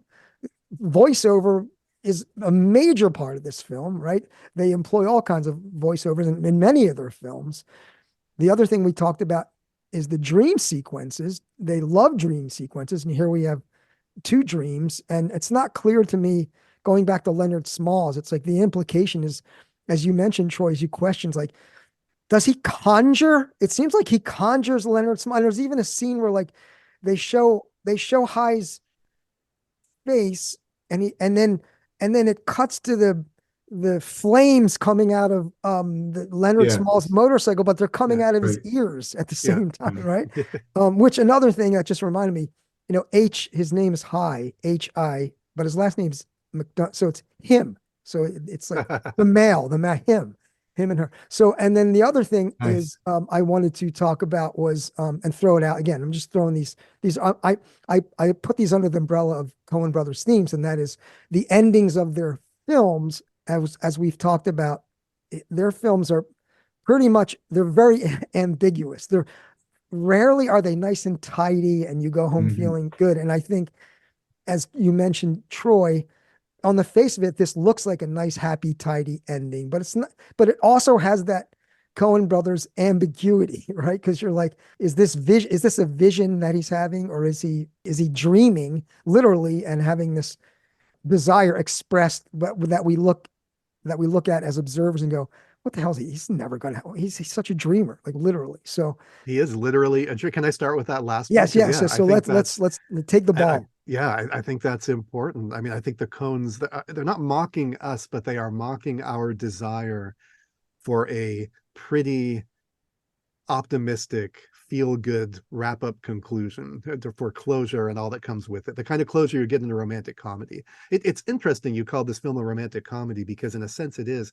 And yet, also, in a sense, the real romantic comedy is just the first 10 minutes you've been talking about, Exactly. that little film within a film, right? That's the Yes. whole, because, that. Yeah, but it returns to it at the end with Nathan's instruction to stay together, So. That's right. They sort of come back. Yeah. So, I mean, the plot of the romantic comedy is it culminates in marriage typically, right? That all the obstacles are to the couple getting together. They get together within the first 10 minutes. The romantic comedy is over. After that, it's all sort of the complications of being married, right? And which is what, we often don't get to see in films. But they give us an ending that feels like the ending of a romantic comedy, which on some level we all want, even me, as cynical as I am. And yet it's not real. It is literally a dream. And not only do we not know if this is going to happen and really don't have any reason for thinking that it is, we should really question our judgment that it's what should happen. I mean, I think we buy into that. We think, look, they're a couple. We want them to get back together. We want them to stay together, right? But should these two people really be together? Hai doesn't seem like he's cut out to be a father or maybe even a husband. I mean, it did seem like his best life might have been the life he was living at the beginning of the film. That's who he really is. So why don't we think that, in fact, if he wakes up the next morning and Ed says, I'm leaving you, we're done, and he's off on his own again, that actually he'd be better off that way. But it's hard for us, to get ourselves to sort of think that. We've been so conditioned by Hollywood comedies and so on that we expect that, no, the happy ending has to be they stay together. It has to be the conventional ending of, again, family values, right? The protection of the nuclear family. That has to be the proper ending. I mean, you do get this theme of the wife and mother here as the glue in a way. And back to your thing about the dream, I think cinematically they do it not just with dream sequences, but in a way the whole thing, because it's very stylized, it's very manneristic, it's really over the top. The goofy clothing they're all wearing. By the way, that scene where he puts on the shoe with the little shoehorn, the little white loafer thing, where he's trying to shoehorn himself into this life. I thought love that was it. a great little moment. And also the station wagon. Like, that station wagon is like the moving symbol of the American family. Like, and it's, as soon as they get out of the prison, they steal a station wagon, and then you've got Ed later on driving that station wagon. That becomes, so they create like almost like a symbolic dreamlike universe framed by narrative with dreams within it that give you all kinds of signals that this isn't social realism, No, not even close. Not even close. Yeah. The Coens love that country squire station wagon because we see Yeah, they do. Glenn has it only. Glenn, He's got one too, right? Yeah, but his says "I drive naked" on it. It's got a bumper sticker. Right. But then in A Serious Man, do you remember when his dream sequence there? He's taking. I think when they're going to Canada. They're going to Canada in that same, the wood paneled. They love that. It's a classic, isn't it? Yeah. It really is. It's a symbol of something, that's for sure. But yeah, so I was wondering if you guys could just say a little bit more quickly about the Coens are really wedded to having dream sequences. I was going through in my mind the number of films where dream sequences are central. And of course, they're not the originators, and they're not the only directors who do this, but it seems like it's central to them that they have a dream sequence. And I mean, to me, Troy, I think would probably be a lot more articulate on this. So I'll just say this first so that you can correct me and elaborate better, Troy. But it's like, I mean, a lot of what films and a lot of just intellectual social criticism is about is like putting into words, formulating what's interior and what our fantasies are, and whether or not they're even our own. I remember Zizek once said there's a brilliant thing about and you can find this in Frankfurt School thing, but like the things you think are most intimate with you are like your interior world. We're told that, from Cartesianism, et cetera, et cetera. Even way back in religious traditions, your soul is your most inner private thing. But that private space has actually been colonized by all kinds of things, and including the American dream, as you say, Robert. So I think, it's a way of trying to make manifest these interior spaces and interior meanings that we think are private and we think are, and then but aren't really. And then the second thing is like the dreams are a place of where you can abandon reason, and I think they help raise the question of how rational our world is, because so much from a serious man to other things we'll get into is like, the idea of like this world really doesn't quite, make sense in the way people want it to. That's part of their dream. It's like the dream of making sense, but it actually doesn't make sense. And paradoxically, dreams are a place where things don't make sense. Anyway, that's my initial take, Robert. No, that's a great point, and I think movies are a place that are supposed to make sense for us, right? We're supposed to leave a film. How many times have you heard people say like, I go to the movies, I want to escape, right? So the movies are supposed to fulfill that kind of role. Right. And of course, not with the Coen brothers. You're not going to get that with the Coen brothers. Yeah, Troy, where you come down on this Coen I really like dreams? I really like what Peter said. I would add or suggest maybe there's some overlap here that first of all, the Coen brothers are so intent on using the possibilities of film and the cinematic medium. They just want to do everything. They want to put a camera everywhere that it can go, right? They want to put a camera inside a bowling ball. How do you do that? How do you justify that in the narrative structure of a film? Have it as part of a dream sequence, which is what they do in The Big Lebowski, right? There's films that they do, like The Big Lebowski is one. Hail Caesar is another one. And now in Hail Caesar, it's not dream sequences. It's all these little alleged parts of movies that are being filmed, like musical numbers and dance sequences and stuff, right? But they play the same role sort of as dream sequences, where they're these little flights of cinematic fancy in themselves that are in part just the Coen brothers having fun and saying, let's go nuts. We've always wanted to film this. Let's do it. And we'll find a way to justify it, right? Dreams sort of relax the narrative constrictions on that sort of thing. And so I think that in their funnier films a lot of the times. And so Hail Caesar, Raising Arizona, The Big Lebowski, right? We find them in all three. Something like that sort of serves that purpose where they're just saying, let's go for it. Why not have fun at the movies? So that's the first thing I'd say. The second thing I'd say, I think relates to some stuff that Peter said, and it goes back to narration as well. That, why is it that there's also, I think, a third thing, which is people, they're discouraged from doing it, so they're going to do it, right? People say, don't use, narration. And so of course they're going to do it. Don't use dream sequences. Well, we got to do that, right? But they also use both of them very well. And they use them for a similar purpose. And it's, again, related to the dialogue thing. They're so interested in how people talk. And that's partly because they're so interested in how people think. They sink into psychologies of their characters much more deeply than most filmmakers do.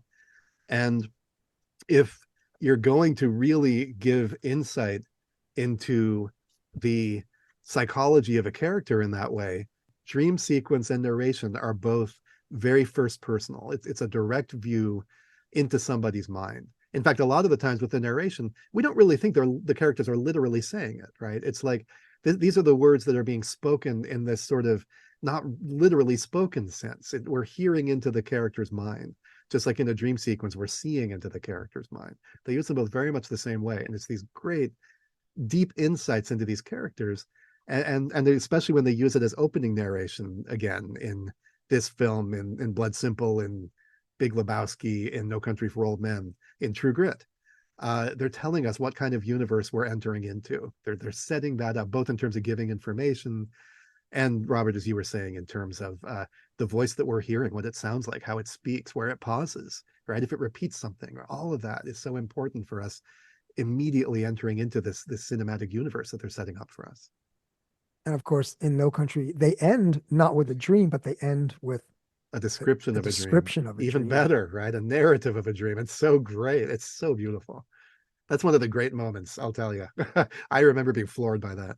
Oh yeah, that's why I love that ending. That's one of the best endings ever filmed, I think. But you mentioned masculinity before, Robert. I don't know if we talked enough about that. And so with HIM, and it's a big theme in Lebowski, I think.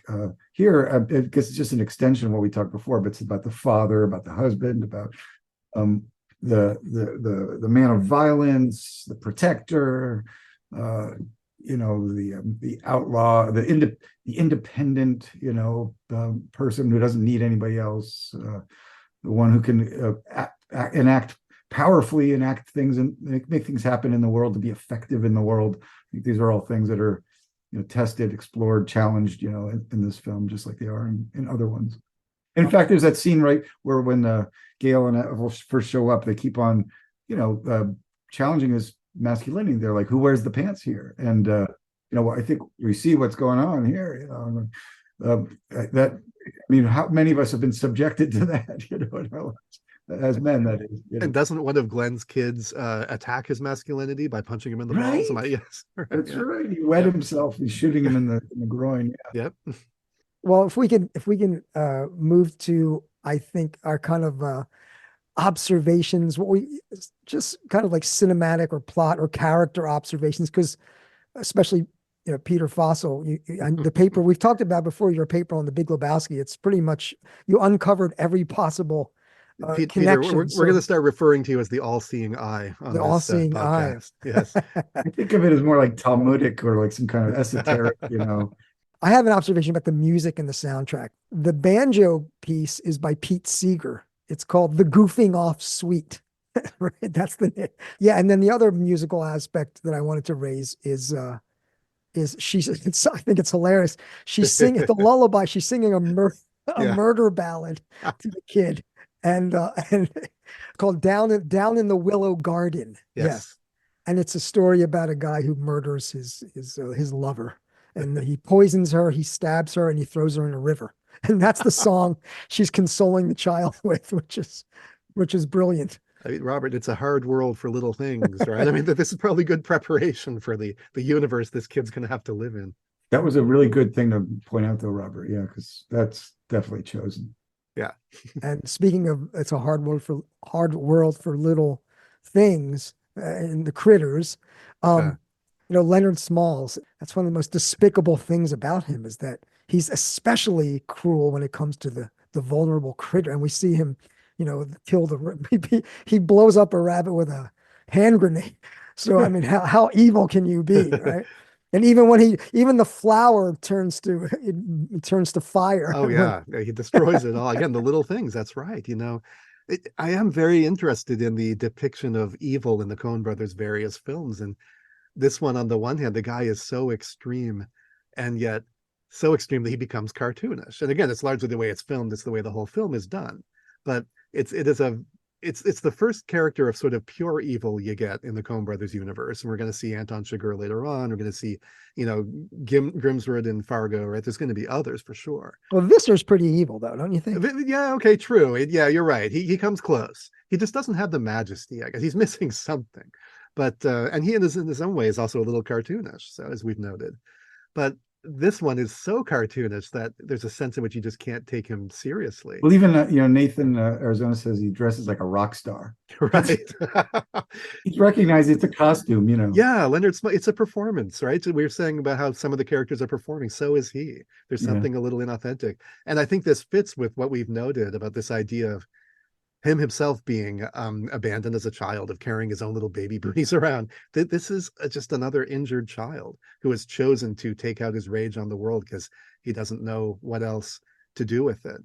He's become quasi supernatural, though, too. Nazi, a figure of dreams. Remember, he could just make a match and a little cigarello, appear out of thin air, it seems like.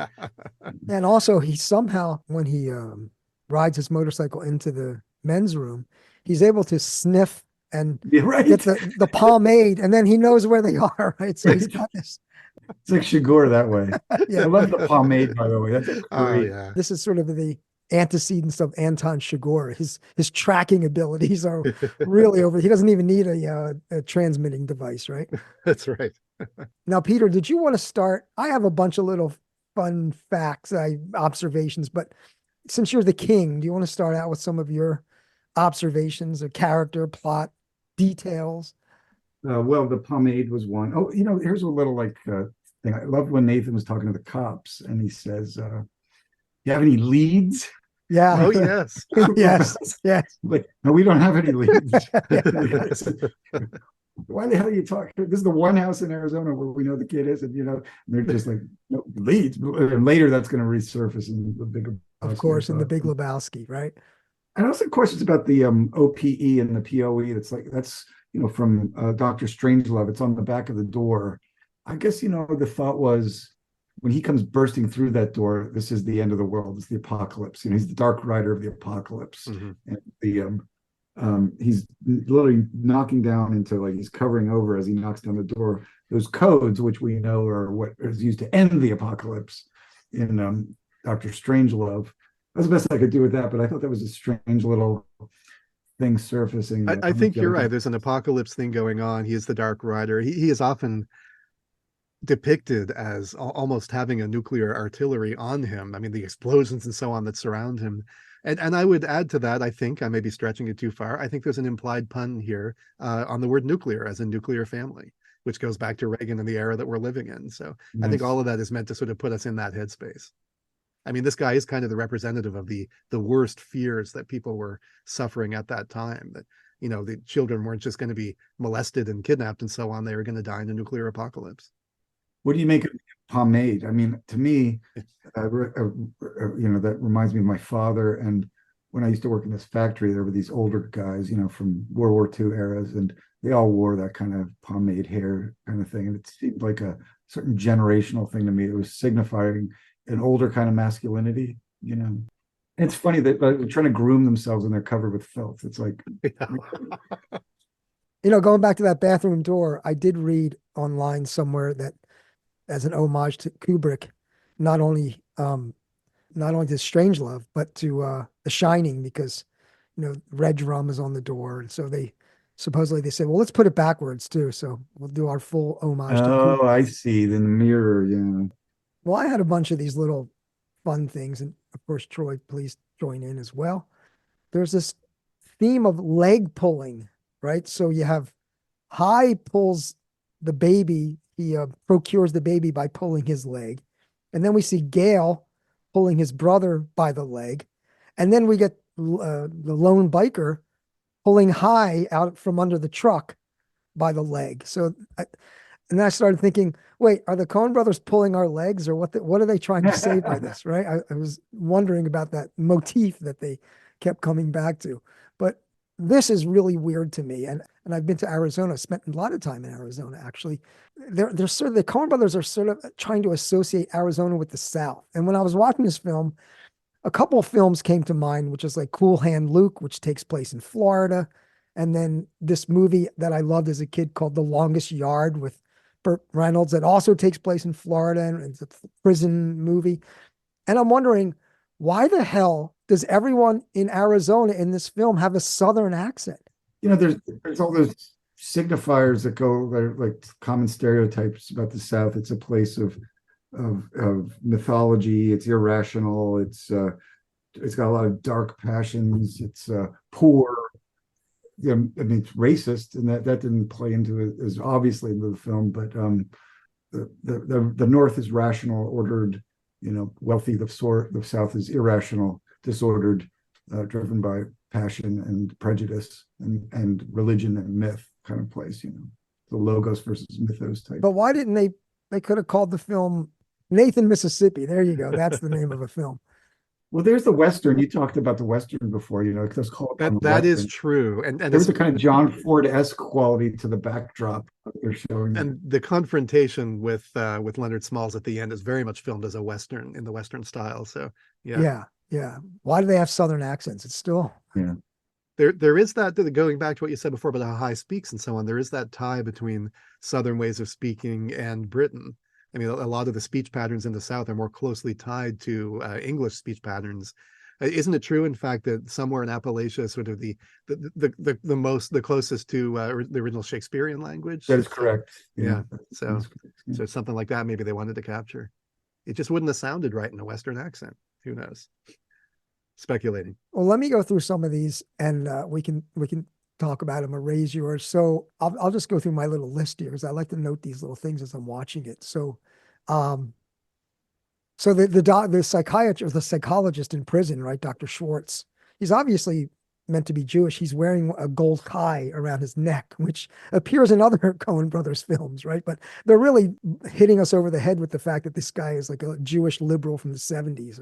One of the things I noticed too, when I looked at his parole form, it says searched, no deadly weapons, but they spell search wrong, incorrect. And now I'm thinking, wait, the Coen brothers, when it comes to attention to detail, that is not an error. That's right? Definitely intentional. Yeah. So searched is misspelled. Now here's I'm just going to go through my list here if you can help me. So the first time we see High he exits the car to rob the convenience store. This is weird. He pumps the shotgun, right, to load the chamber, but he never uses ammo. So why is Right. of course it has dramatic effect when he goes like, you're like, okay, Yeah. he's going to the store. But then I was thinking, well, he never uses live ammo. What is he using? Blanks? Why would he put a blank in the gun?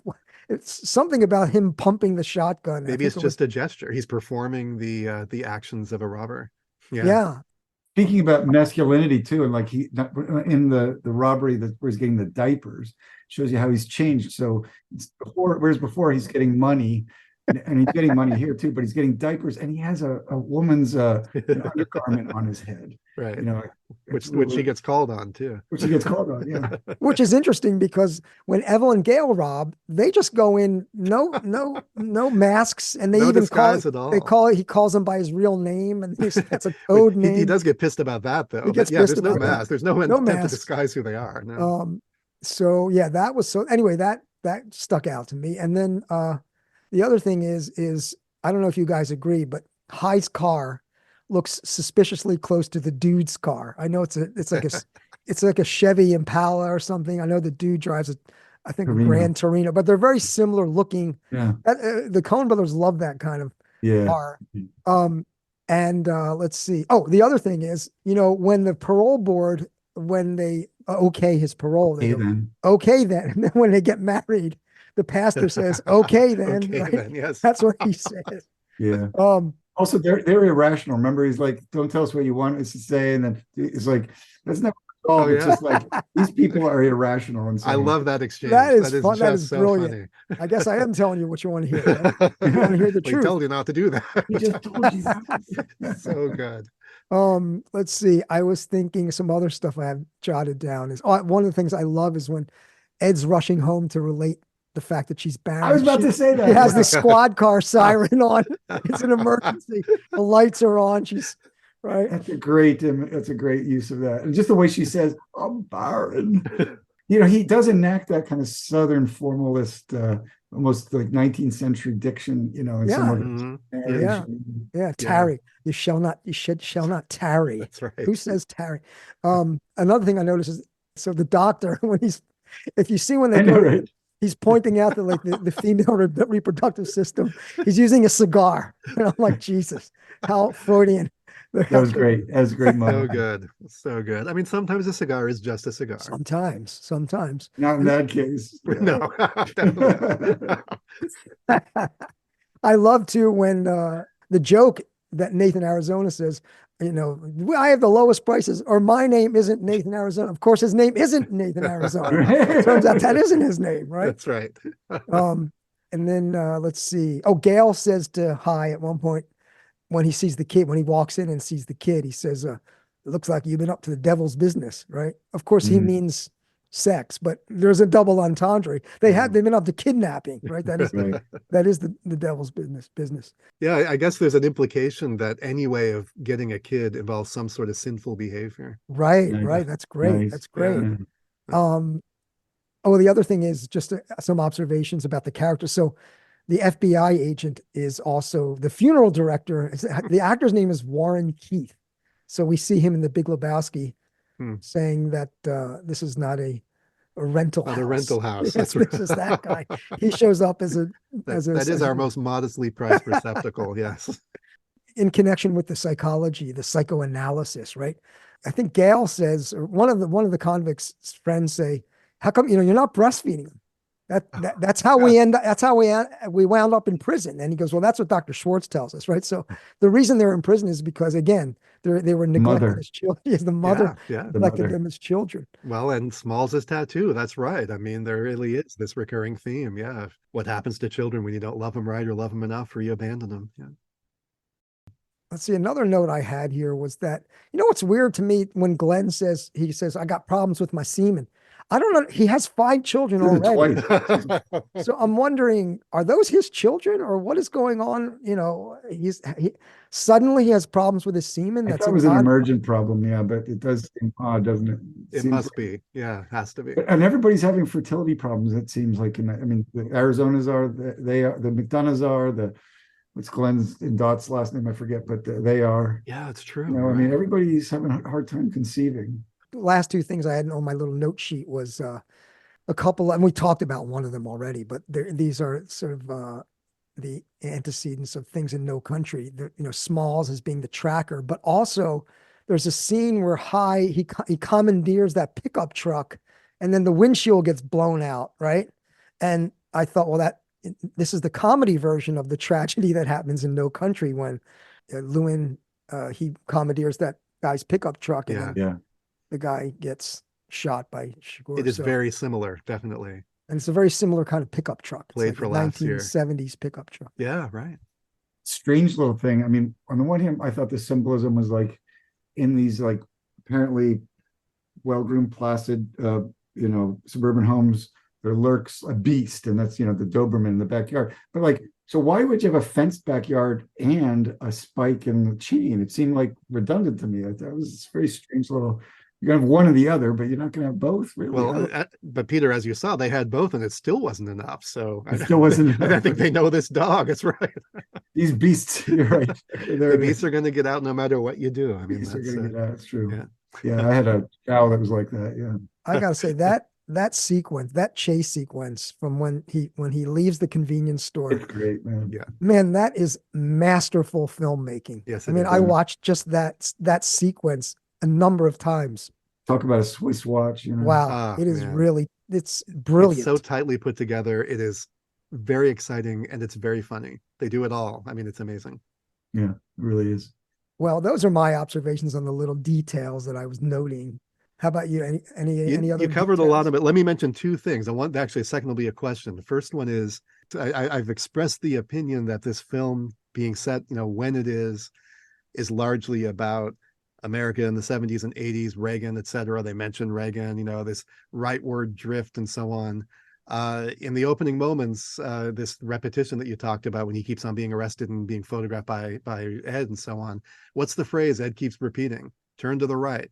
Right, we hear that a number of times. Oh, nice! Right. Yeah, right. Oh, that's great. That's the best observation today. Oh, thank you. No, I really noted. Jumped out That's at me brilliant. this time. She keeps saying it. Yeah, what's going on in this country? Turn to the right. That's what's and I was thinking about Arizona too. Arizona is notoriously right wing. Yes. So. Yeah, absolutely makes sense. And then just a question: why? I mean, obviously, I think the answer is probably just for comic effect. But when High goes in actually, let me mention one more very quick thing. This goes back to something you said about the moments in No Country, the moments of decision when a person, as you said, gets drawn into something out of control.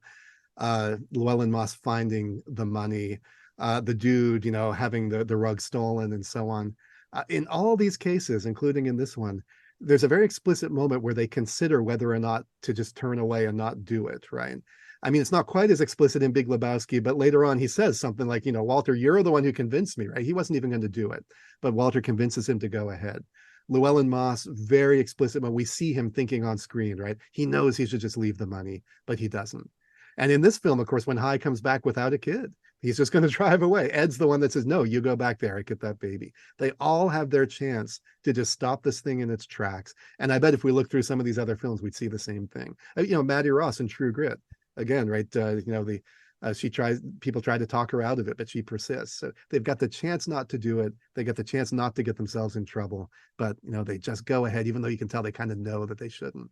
And even Blood Simple, and when they stop at the motel, they could have kept going to Houston.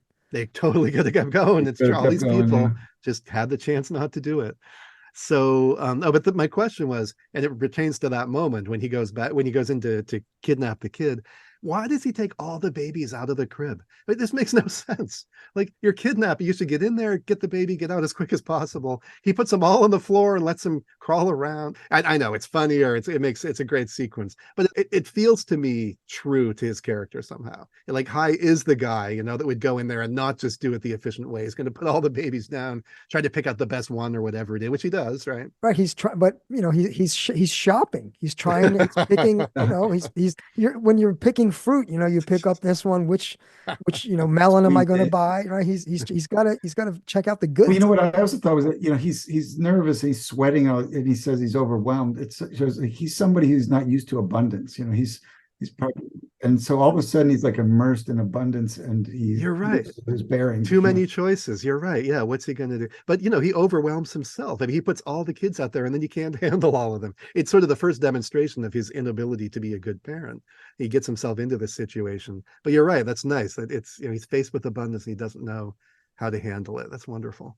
On the issue of him getting the best, I think it's interesting that just the names of the kids are like Barry, Gary, Larry, Harry, or something, and then Nathan, right? So of course the chosen one is the one everyone's after. Hey, this is America. It's the land of individualism. So you got to take the one that stands out, right? And taking the junior, means he's going to supplant the patriarch in that way. He's going right. Become... Yeah, absolutely. That's great. Well, look, thank you. If you've made it this far, thanks for listening. This hopefully you've enjoyed. I've enjoyed this time together. So let's see. This was episode 2. If I have my Coen Brothers films in my head correctly, our next No Podcast for Old Men episode should be on Miller's Crossing. Is that right? I believe that is correct. Oh, we're going from Looney Tunes comedy to as dark as you can. Gangster pretty dark. Movie. So. Nice. Pretty dark. Pretty well, good. Okay then. Okay then. All right. Professor Peter S. Fossil and Troy Jollimore. We'll see you at the next podcast.